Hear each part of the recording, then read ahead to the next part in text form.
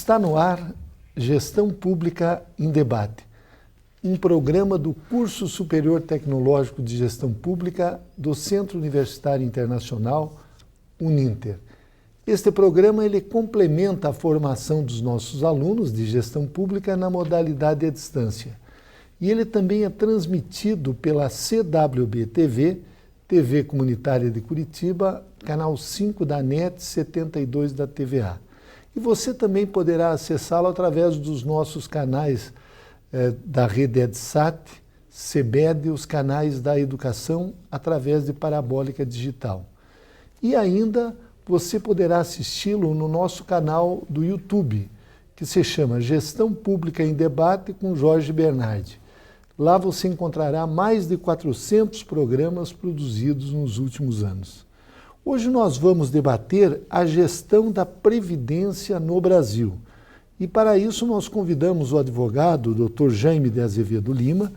Jaime de Azevedo Lima, além de advogado, ele é pós-graduado em Finanças pela Universidade de Chicago. Ele atuou muitos anos como advogado da Caixa Econômica Federal. Ele foi presidente da Paraná Previdência, que é o Instituto de Previdência dos Servidores do Estado do Paraná, e ele foi vice-presidente do Conselho Nacional de Previdência. Doutor Jaime, eu quero agradecer muito a sua presença neste programa, dizer da importância de nós debatermos este tema num período em que o Brasil passa por uma crise econômica, e o senhor dirigiu durante 2 anos o Paraná Previdência e que na época tinha uma perspectiva de ser um dos maiores fundos previdenciários do Brasil. Eu gostaria que o senhor falasse um pouco a respeito da sua gestão, da importância de ter uma previdência sólida, que é a garantia das gerações futuras de que elas terão, digamos, a contrapartida daquilo que elas contribuíram durante décadas. Perfeito. Opa. Em primeiro lugar, Jorge, eu gostaria de agradecer a este convite formulado por você e pela Uninter, porque traz a lume uma questão que é uma das prioridades hoje no cenário nacional, que é a questão previdenciária. Nós temos observado países como a Grécia, por exemplo, que entraram em falência basicamente pelo volume em que chegou a questão previdenciária. Na Europa, nós temos os chamados PIGs: Portugal, Irlanda, Grécia, Itália e Espanha. Acho que é PIGs, e que são países que têm realmente problemas gerados na sua economia como um todo através de um processo de excesso de gastos do governo e grande parte desses gastos com a Previdência. Ou seja, nós temos que fazer profundas modificações no cenário brasileiro, porque senão nós podemos ser a Grécia amanhã. No país já se gasta mais do que se arrecada. E grande parte disto vai, de uma forma errada, para a chamada Previdência, que nós devemos dividi-la em 3 partes. A Previdência do servidor público. Esta é uma Previdência altamente deficitária hoje. A Previdência do INSS, em que é, digamos, prejuízo ao aposentado, quando se institui, por exemplo, o tal do fator previdenciário. Nós temos a Previdência Rural, que, se a Previdência Urbana do INSS, por exemplo, é superavitária, a Previdência Rural é deficitária.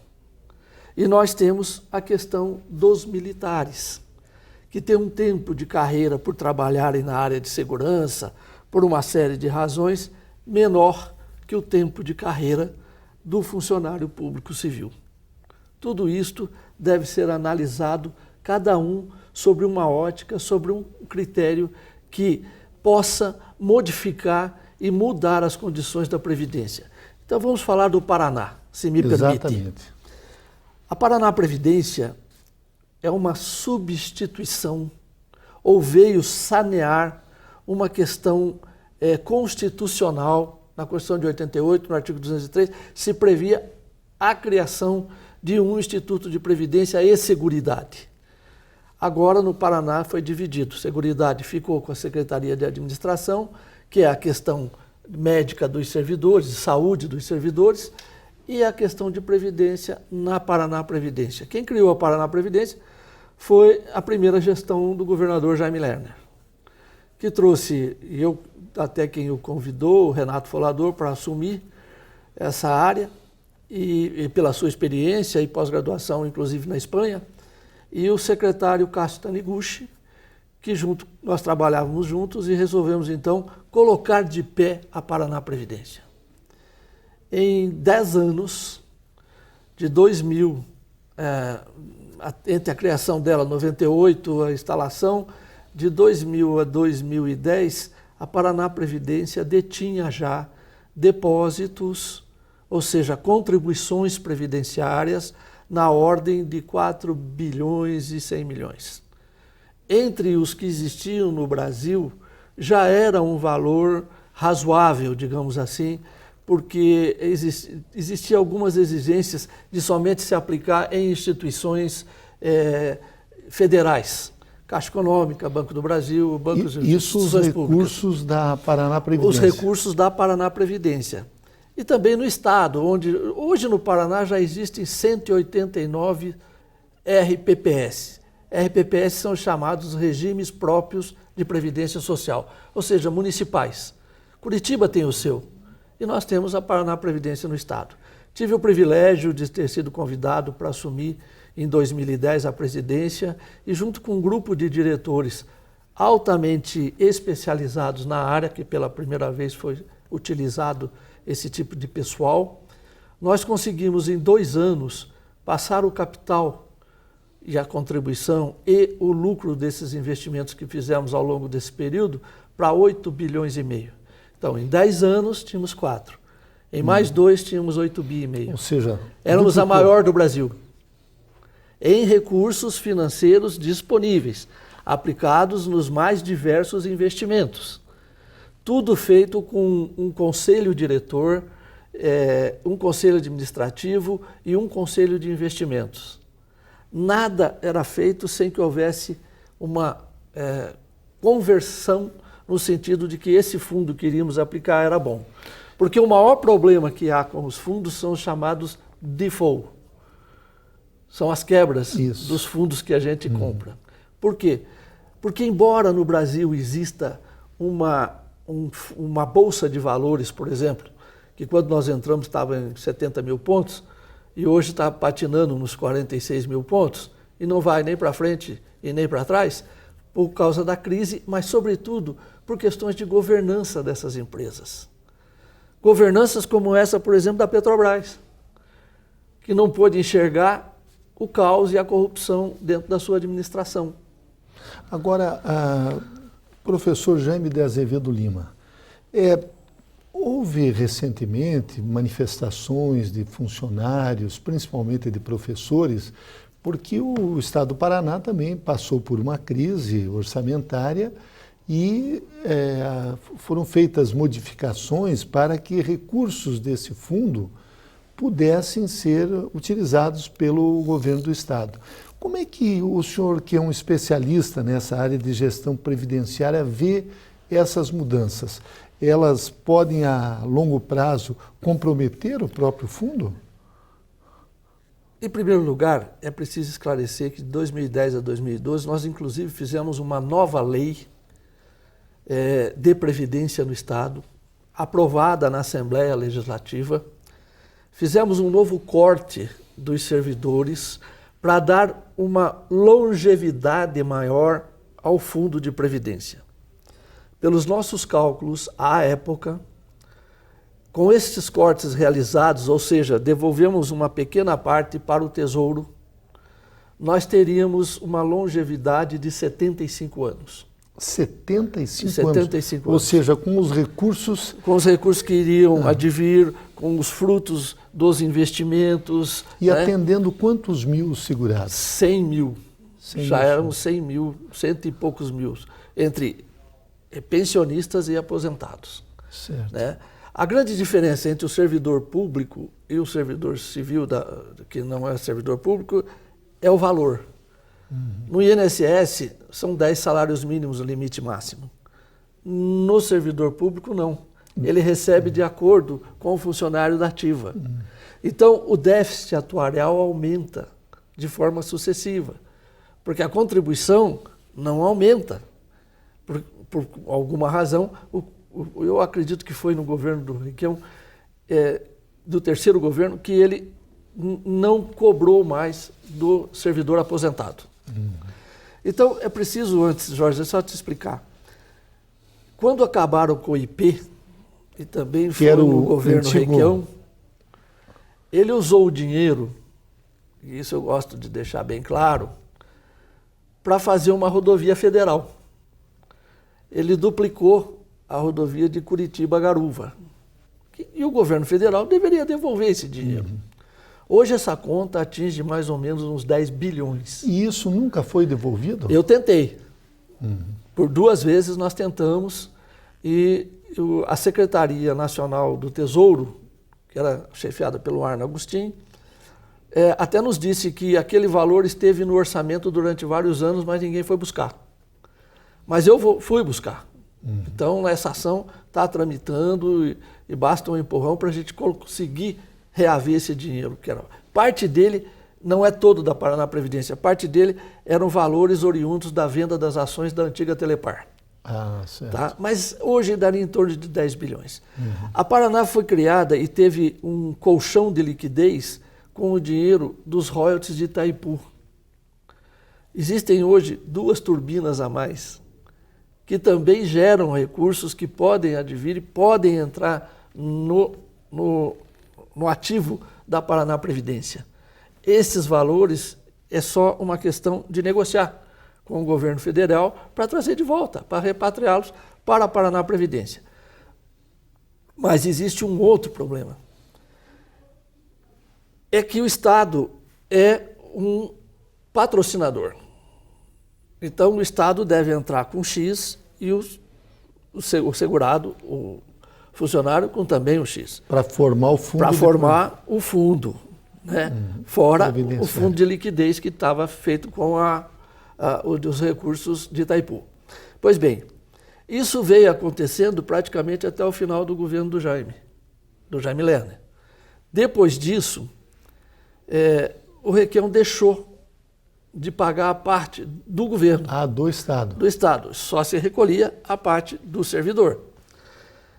No governo que veio a posteriori, que é a do Beto Richa, esse problema persistiu. Portanto, esse passivo, hoje, já está em torno de 8 bilhões. A que o Estado deve ao fundo. Que o Estado deve ao fundo. A Paraná Previdência. Pois bem, como esse dinheiro entrou ao longo de 8 anos, apenas o dinheiro do servidor, é como você fazer um PGBL num banco e você recebe um boleto e você vai lá e paga esse boleto. É o seu dinheiro.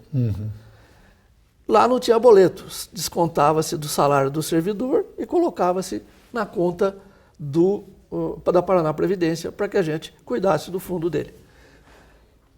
É este dinheiro que neste ano houve esse projeto de lei que eu tenho certeza absoluta, hoje está sendo discutido no Supremo Tribunal Federal, uma ADIM, uma ação de inconstitucionalidade. Esse ato foi inconstitucional. Esse de retirar os recursos? Retirar esses recursos, de fazer um corte legal, que vai chegar a quase 2 bilhões e vai passar disso. E pode comprometer a existência? Já comprometeu a existência do fundo. Porque de 75 anos que nós tínhamos de perenidade, digamos assim, de tempo de existência do fundo, nós passamos a ter 9. Então, no próximo governo... No próximo governo vai herdar um sério problema. Porque eu considero isso, eu já havia saído, Eu saí no início de 2012, janeiro de 2012, e jamais permitiria esse tipo de ação. Jamais. O fundo é blindado. O dinheiro é do servidor. Nunca, em momento algum, esse dinheiro era do Estado. Então, o que nós podemos considerar é que, além de ser inconstitucional, ilegal, imoral, é apropriação indébita. Essas medidas que foram tomadas pelo que governo, levaram o professor às ruas e que culminou naquele caos, naquela violência toda do dia 29 de abril. Agora, professor Jaime de Azevedo Lima, o senhor foi vice-presidente do Conselho Nacional de Previdência. No Brasil, como é que estão os fundos de previdência, de um modo geral, estaduais, municipais? Todos, alguns passam por crises também. A gente tem visto que tem até uma CPI no Congresso examinando os fundos de pensão. Como é que está esse quadro, professor? Obrigado pela pergunta. É preciso dividir os fundos complementares, que é uma alternativa para sanear o futuro nos estados, a criação do fundo complementar, porque esta CPI abrange a Petros, que é o fundo da Petrobras, abrange a FUNCEF, que é o fundo da Caixa Econômica Federal, abrange a Previ, que é o fundo do Banco do Brasil, abrange a Postales, que é o fundo dos Correios. Em todos eles, neste atual governo federal e no anterior, houve sim sérias ingerências políticas. Nenhum administrador de fundo vai ceder 700 milhões, 800 milhões ou 1 bilhão para uma empresa recém-criada. Porque é uma empresa do pré-sal, porque ela vai fazer isso, vai fazer aquilo, então vamos dar isso para a Sete Brasil. Os bancos que entraram já caíram fora faz tempo. O prejuízo da FUNCEF, FUNCEF é da Caixa Econômica. Da Caixa Econômica. Só na FUNCEF é de 1 bilhão. Mais os outros prejuízos de ingerências políticas que definem, vai aplicar lá, vai aplicar aqui, vai aplicar colar, já chega a 9 bi, que vai ser pago pelos servidores, pelos empregados da Caixa Econômica, ao longo de 8 anos, descontados do próprio salário. O senhor, muito interessante essa sua colocação, o senhor falou então que esses são fundos complementares. No caso do Paraná Previdência, era um fundo de aposentadoria. É um regime próprio de previdência social que atende ao servidor. A diferença é que ele paga o salário do servidor como se ele tivesse na ativa.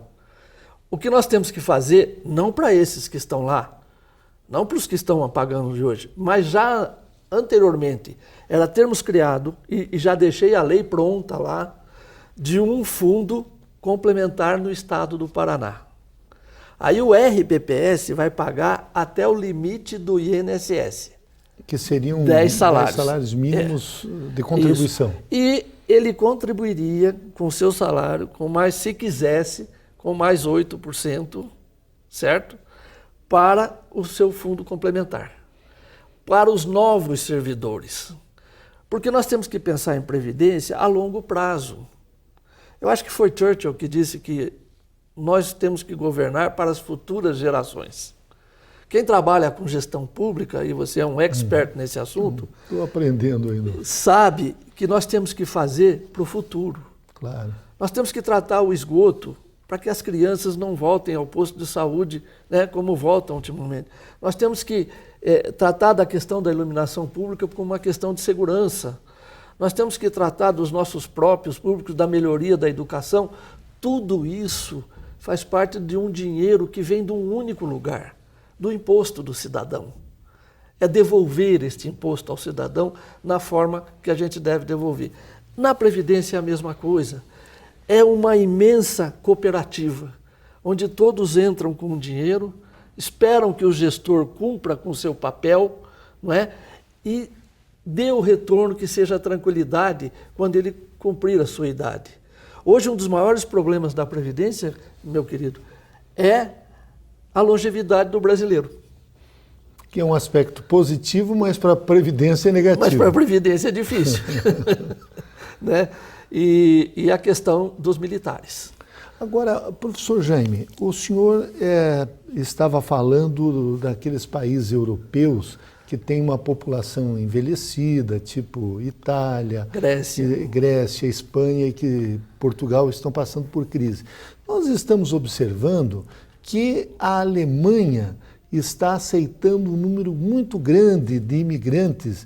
Isso também não é uma estratégia para eles substituírem no futuro a mão de obra envelhecida por novas gerações? Não, inclusive uma mão de obra que aceita serviços que os próprios aceitam. europeus já não fazem mais. Né? Há muito tempo que os colonizadores, né, da África, do Oriente Médio, e existe uma questão que Churchill dizia que erraram ao fazer a divisão dos países africanos por acidente geográfico. Deveria ter sido feito pelas etnias. Uhum. Então, ao misturarem tribos diferentes, a gente vê muitas vezes genocídios como Ruanda, como outros países em que a violência, a guerra civil explode, sempre havendo outros interesses por trás, que é o interesse no minério, né, na produção, porque são países que têm potencial muito grande. E isso causou, então, uma chamada dispersão também desse povo que foi anteriormente para a Europa. Primeiro, nós tivemos o pós-guerra, né, que houve uma movimentação muito grande na Europa. A partir daí, criou-se um sistema previdenciário em que hoje, em poucos países no mundo, consegue ser como o sistema de saúde e previdência da Inglaterra, da França e da Alemanha.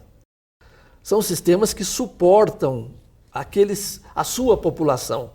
O advento dessa nova população vai causar sérios problemas nestas instituições, ou seja, esses orçamentos vão dar um salto e vai custar caro para esses países. Então, é preciso realmente analisar com muito cuidado essa questão. Até os próprios países árabes que estão bem mais tranquilos, como a Arábia Saudita, o Kuwait e outros que passaram por apertos, que poderiam acertar refugiados, né, estão mais ou menos assim, sustentando aquilo que está lá. Então, agora, professor Jaime, o senhor falou a respeito da previdência urbana, ou seja, a previdência social que todos nós estamos sujeitos, quem não trabalha no setor público, o INSS. O senhor disse que a previdência urbana ela é superavitária. Então, eu já ouvi uma palestra sua de que o senhor é contra o fator previdenciário, que agora caiu, e que pode ser substituído por aquele fator, digamos assim, 95, e que me parece até alguns especialistas têm uma postura um pouco diferente, mas eu gostei da sua argumentação quando eu vi. Gostaria que o senhor explicasse a esse respeito. É muito simples. Eu respeito o cálculo que foi feito, a fórmula como foi feita, porque ela traduzia um momento político na época. Era um ministro paranaense, essa fórmula foi executada pelo Folador, mas eu venho de uma escola econômica que diz o seguinte: quando você estrutura uma equação econômica e social, você tem que saber se ela vai ser equânime, se ela vai dar prejuízo suportável para ambas as partes, se vai dar lucro para ambas as partes, ou então vai acontecer o que aconteceu aqui, deu prejuízo para o aposentado. Né? O fator previdenciário, claro.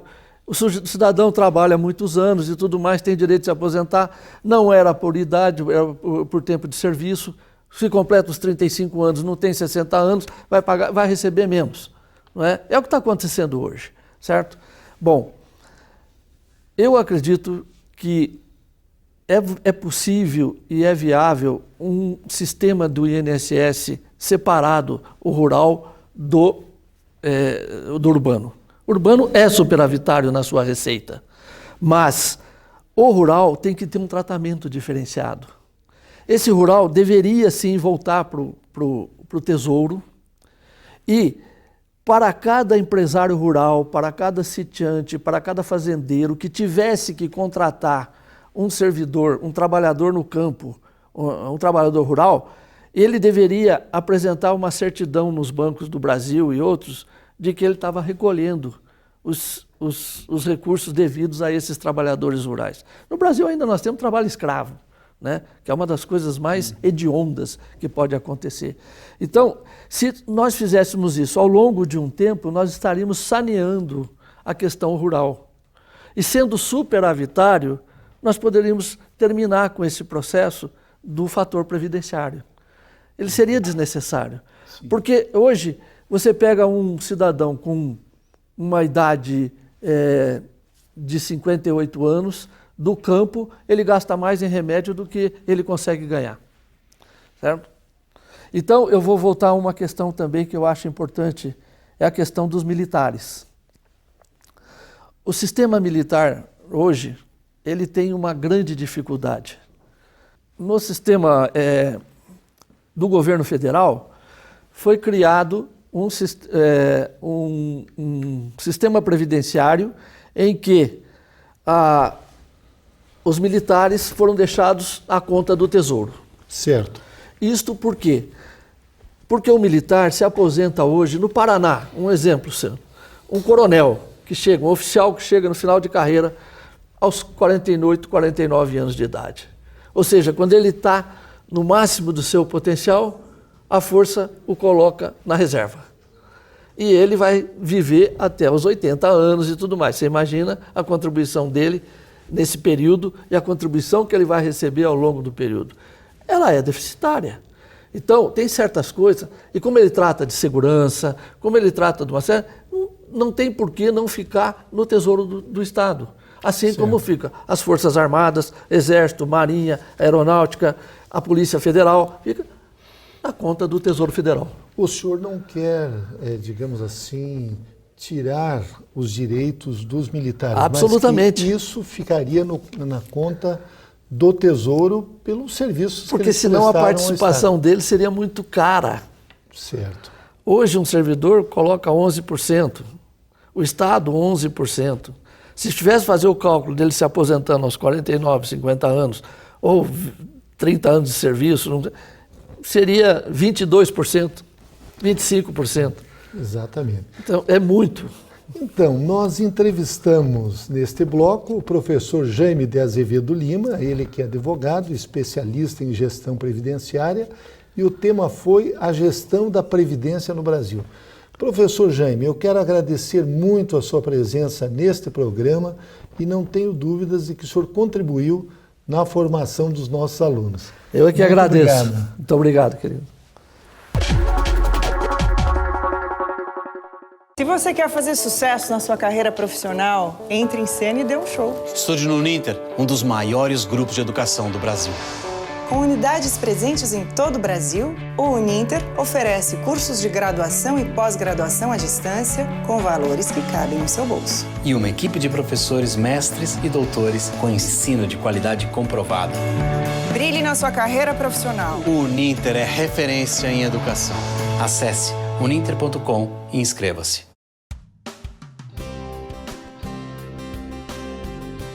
Você vai conhecer agora uma experiência educacional inovadora e revolucionária que abre uma nova perspectiva de oportunidades na construção de um novo paradigma educacional pós-moderno.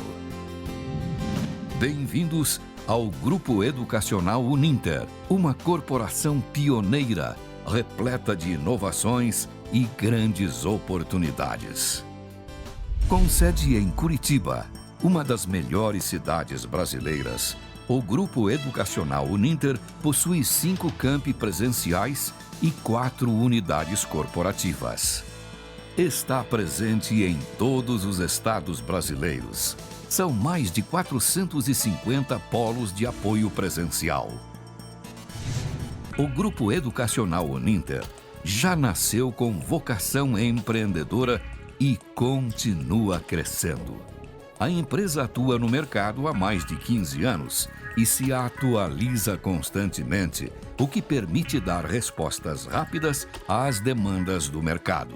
Um grupo jovem e arrojado que tem realizado investimentos tecnológicos consideráveis, além de se dedicar sem limites na oferta de soluções inovadoras em educação para o Brasil e o mundo. Proporciona excelência em atendimento aos mais de 150 mil estudantes matriculados, muito além dos padrões educacionais de qualidade propostos.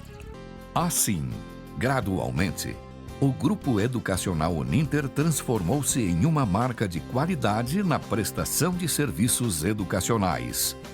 Grupo Educacional Uninter. Soluções inovadoras em educação.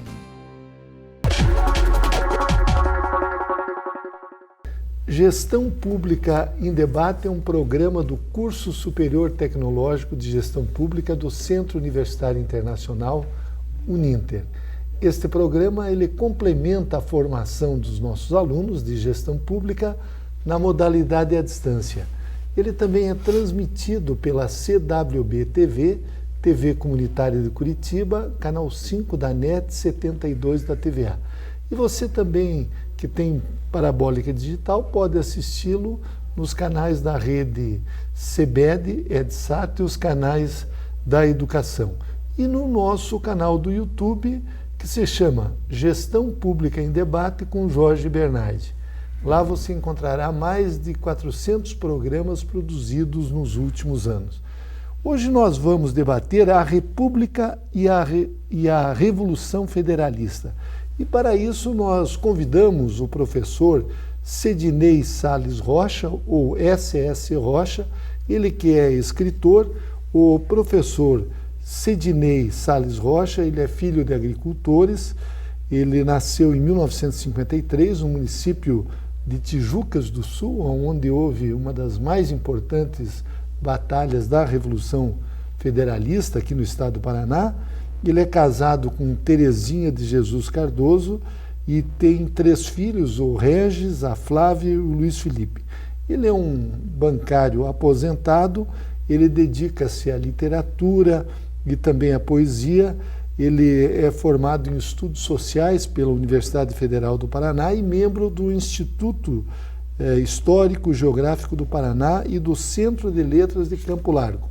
Além deste livro, que será objeto do nosso debate de hoje, Lama Vermelha, 1894, a Revolução Federalista dos Pica-Paus e Maragatos, semeou sangue e lágrimas nas plagas do sul e do sudeste da pátria brasileira, o professor Sedinei Salles Rocha ele escreveu também Expressões Poéticas, História de Dois Vizinhos, que é um município aqui do Paraná, História de Balsa Nova e História de Contenda.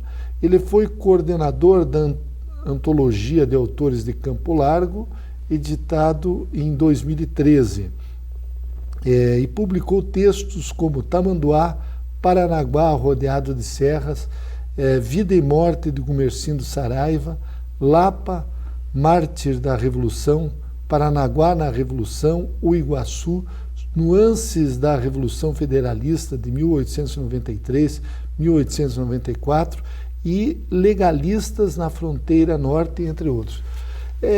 Professor Sedinei Salles Rocha, SS Rocha, eu quero em primeiro lugar parabenizá-lo por essa sua obra, Lama Vermelha. O dia que eu lhe conheci, o senhor me disse que levou 15 anos escrevendo esse livro. O senhor que é historiador, bancário aposentado, eu gostaria que o senhor nos contasse a respeito dos antecedentes da Revolução Federalista. O que foi a Revolução Federalista? Foi justamente no começo da República e até tem artigos seus sobre os antecedentes, que foi em 1893. Enfim, foi muito importante para a história do Brasil e para a consolidação da República. Então, eu gostaria que o senhor fizesse esta análise para nós. Primeiramente, eu agradeço a oportunidade de a gente poder esclarecer um pouco mais, né, essa nossa história tão bonita de se ler e de se fazer, para trazer um conhecimento mais amplo à população paranaense e brasileira, já que foram pesquisados cerca de 50 obras já do gênero para poder fazer esse trabalho, né? Nós tiramos assim um aproveitamento legal nessa pesquisa. Então, a situação do Brasil nessa década, especialmente década de 1890, 1880, 1890, ela já vinha se conturbando, primeiro por problema social, que era o caso dos escravos, né, com a abolição, e a vinda dos imigrantes não supriu necessariamente o que precisava a economia. Na parte da economia, pesou mais no Rio Grande do Sul a questão do charque, pelo preço que acabou ficando alto, e pela concorrência do charque uruguaio. Então, isso na ordem econômica. E pela parte política, até oriundo dessas questões econômicas, houve muita divergência de opinião e de ideologia, né, entre os dirigentes da época. E até, por que não dizer, um pouco do saudosismo, logo que entrou a República, né, o saudosismo da monarquia. Naquele tempo já se pensava naquela frase que dizia assim: eu era feliz e não sabia, né, no tempo da monarquia.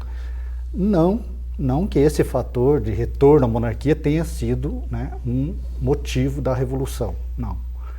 Mas sempre teve com todos os problemas existentes, aquele pingo de nostalgia da época anterior, que também, né, disfarçadamente influiu um pouco.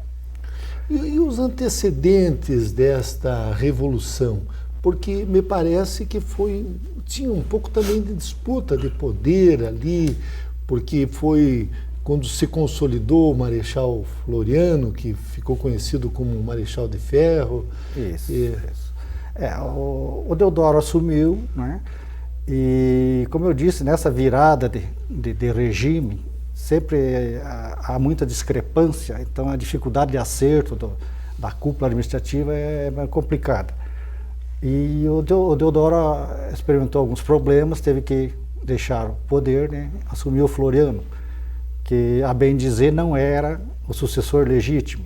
Isso é uma questão que se discute até hoje, não se chegou a uma conclusão. Mas ele não era o vice-presidente, não era? Mas pela legislação da época que eles tinham estabelecido, quando fazia menos de 2 anos que alguém estava no poder, não seria o vice, seria uma nova eleição. E certo. O Floriano não observou isso aí. Né? Então entrou Floriano, já desgostou muita gente por isso. Né? E o Floriano tinha, no Rio Grande do Sul, o Júlio de Castilhos, o governador do Rio Grande do Sul, que era o seu braço direito. Ele era o próprio Floriano no Rio Grande. E como o Floriano desgostou pelo seu modo de agir muita gente no Brasil inteiro, no Rio Grande, o Castilho fez a mesma coisa.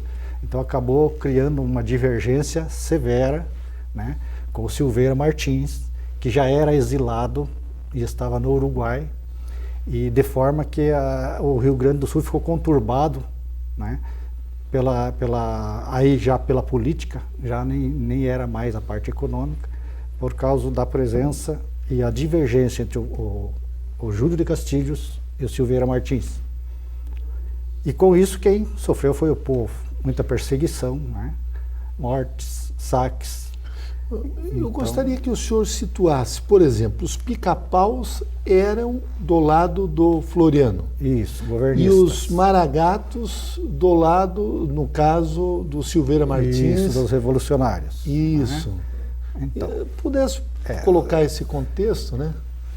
Então, pica-paus, esse nome pica-paus era dado por causa do uniforme utilizado na época, de cores azul, vermelha, faixas brancas, e o uso principalmente do cap, bico de pato.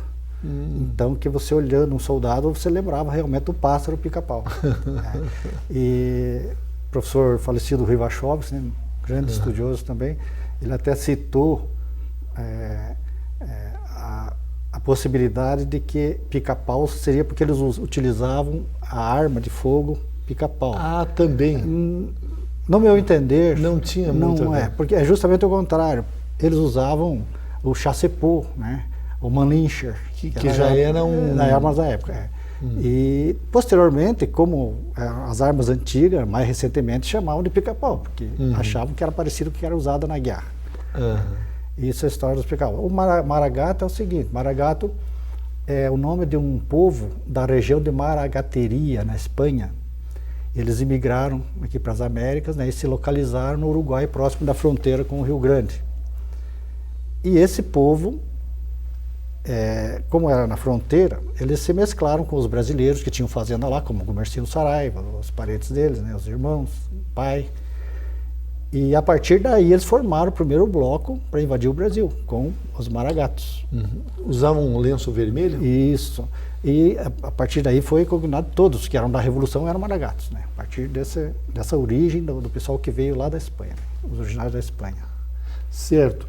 E me diz uma coisa, mas paralelamente a isso, nós tivemos também a revolta da Marinha. Certo. Eu gostaria que o senhor situasse, porque isso teve consequências aqui no Paraná, Santa Catarina, mesmo que a capital se chamava Desterro, depois desta revolta eles mudaram para Florianópolis, em homenagem ao Marechal Floriano Peixoto.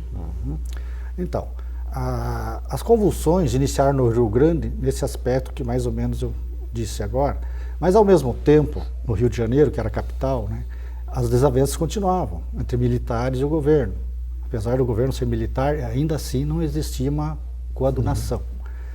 Resultado, Vandenkolk, que era um dos ministros da Marinha, já tinha tentado alguma coisa contra o governo, foi um insucesso.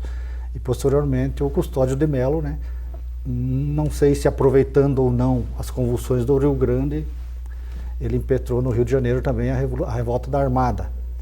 Isso para o dia 6, a madrugada de 6 para 7 de setembro de 1893. E o Custódio levantou a armada, ele se apossou da maioria dos navios da Armada Brasileira, ele arrecadou mais de 30 barcos, né? Tomou o Aquidauã por navio Capitânia, combateu cerca de 3 dias no Rio contra as fortalezas, né, que defendiam a posição do governo, e escapou com parte desses navios, 3 inicialmente, depois mais 2, e desceu para o sul. Passou nas costas de Paranaguá, Itajaí, São Francisco, e foi assediar Florianópolis e conseguiu, mais ou menos com certa facilidade, tomar o Desterro, que chamava na época, né? Lá ele atacou pela Barra Sul e pela Barra Norte.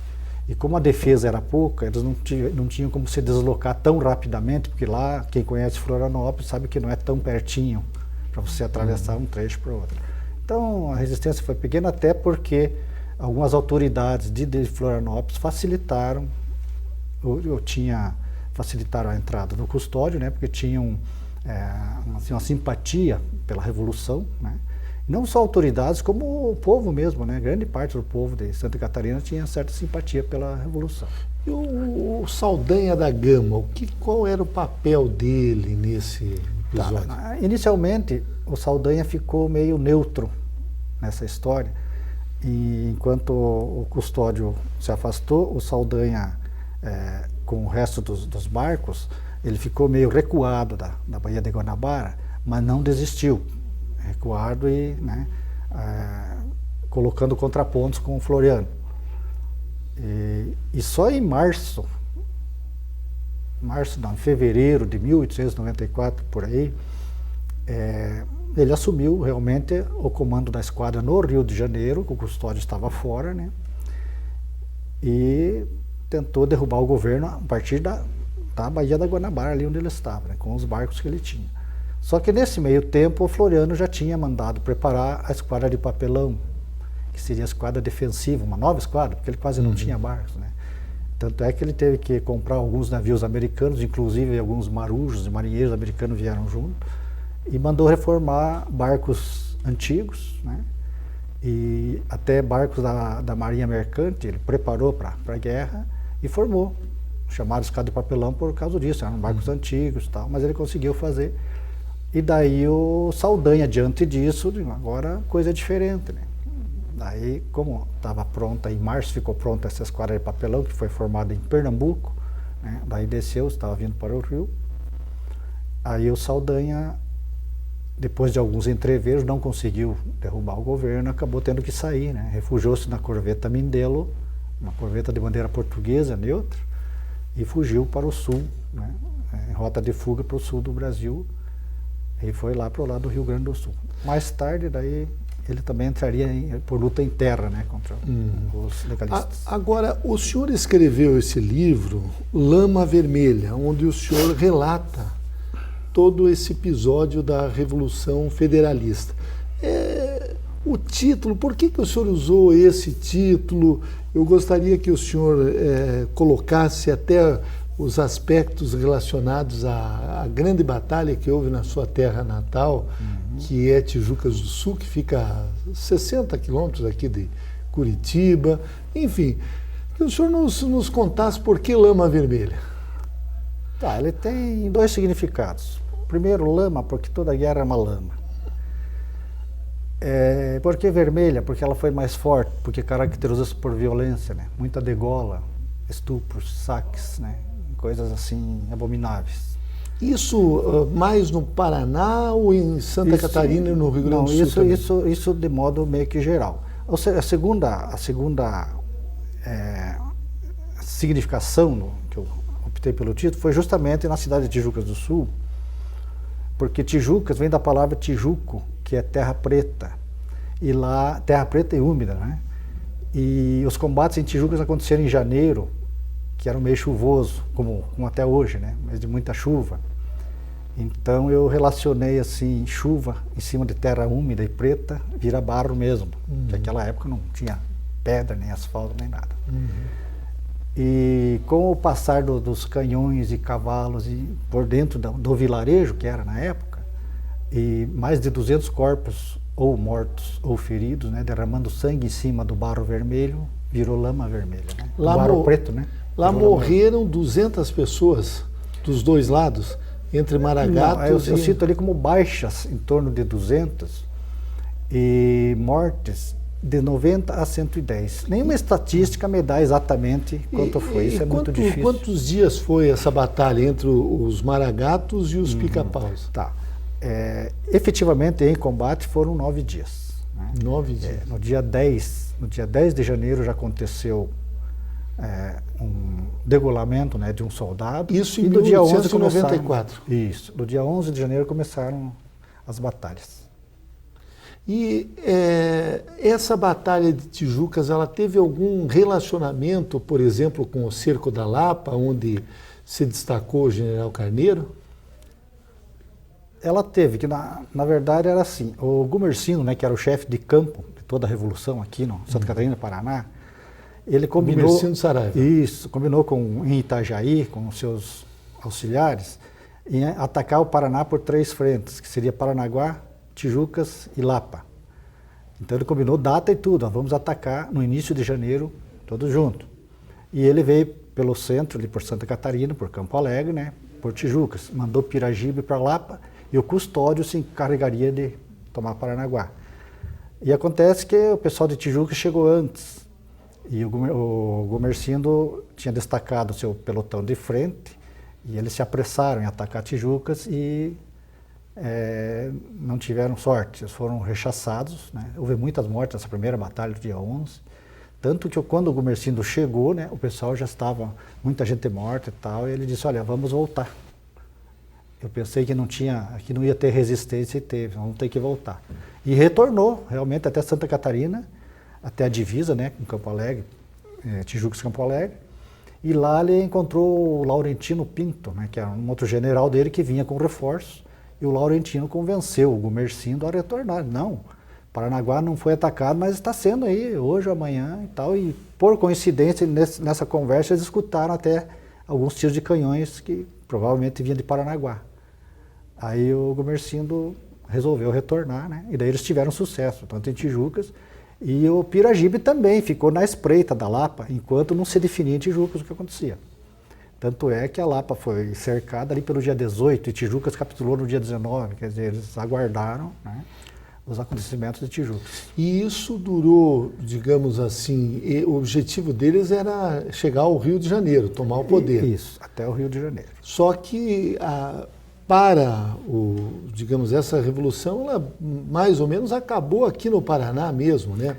Apesar de que eles também chegaram a Curitiba e depois houve a morte do Barão do Cerro Azul. Eu gostaria que o senhor situasse todo...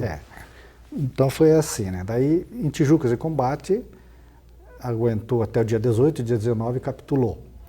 Paranaguá, questão de um dia e meio também, a resistência não conseguiu deter e o Custódio entrou na cidade, tomou conta e daí ele veio por Morretes, Santonina também, né, deixando seus responsáveis por cada lugar e subiu para Curitiba.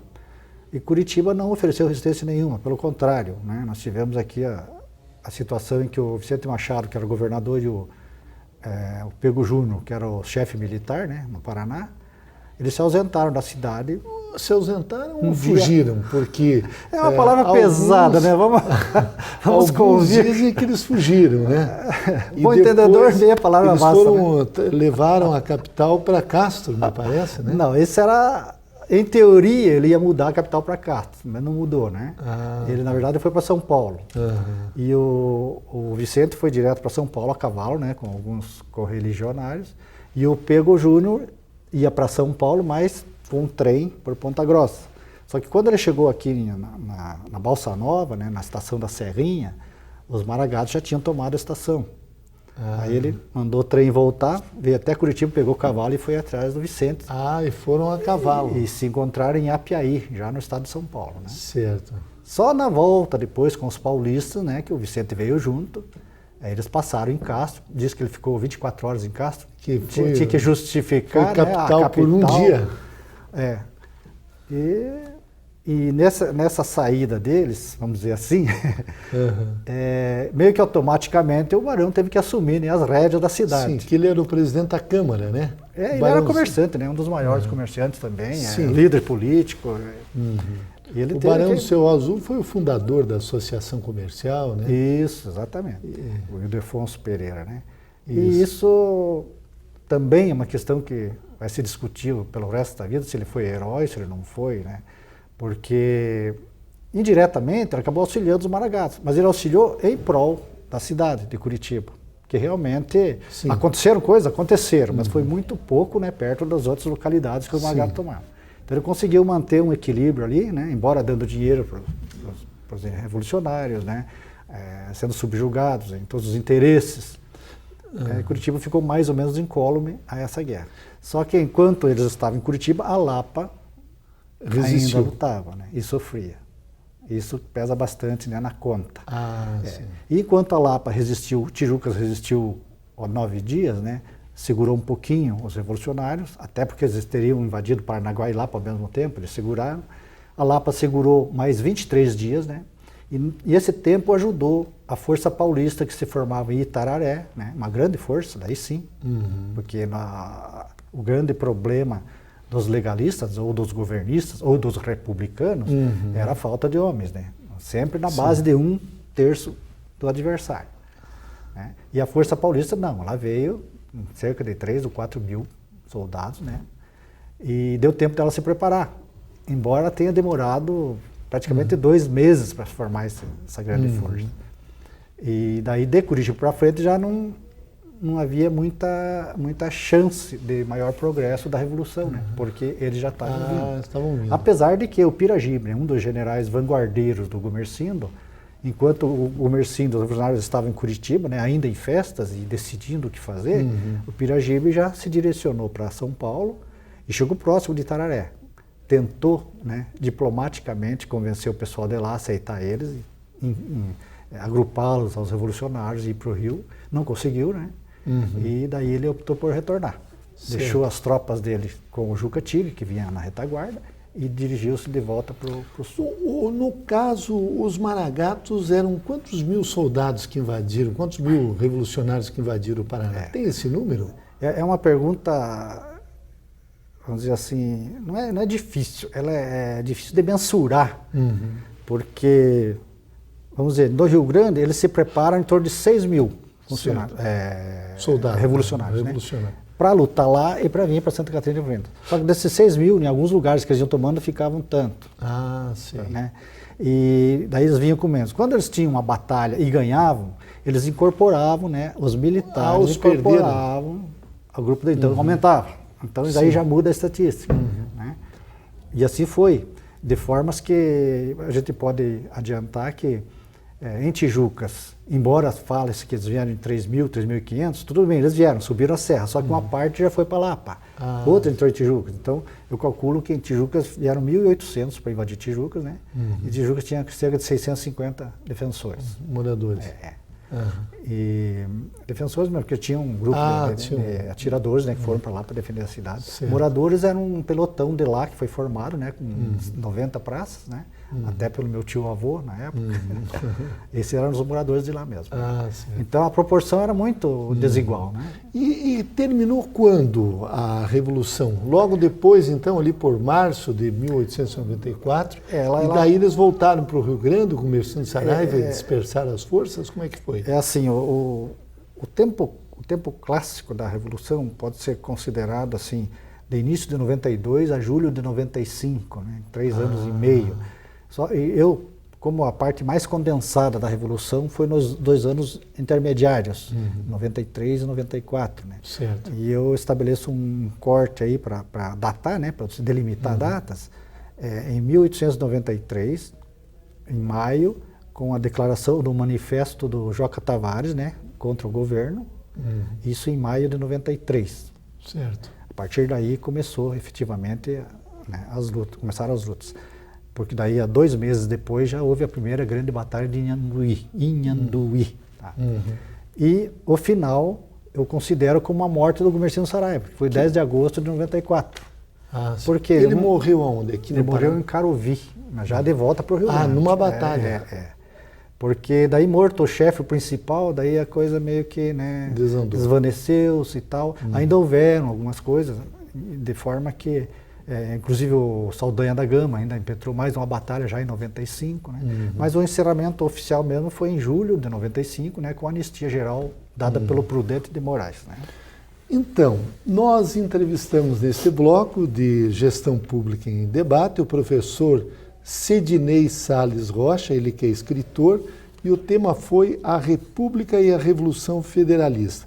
Entre outros livros, o professor Cedinei publicou esta obra, que se chama Lama Vermelha, que retrata este período importante da história brasileira, que foi justamente a Revolução Federalista.